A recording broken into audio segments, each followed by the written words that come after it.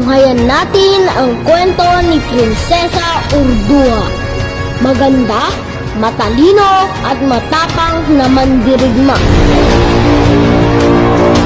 Ang kwentong Prinsesa Urduha ay isang epiko na nagmula sa Pilipinas. Ito ay naglalahad ng kwento ng isang magandang prinsesa na nagngangalang Urduha.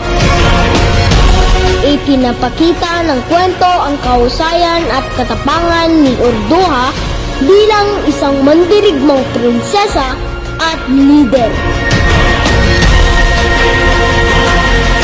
Ayon sa kwento, si Prinsesa Urduha ay namumuno sa kaharian ng Tawalisi, isang maunlad at makapangyarihang kaharian sa Luzon noong sinaunang panahon.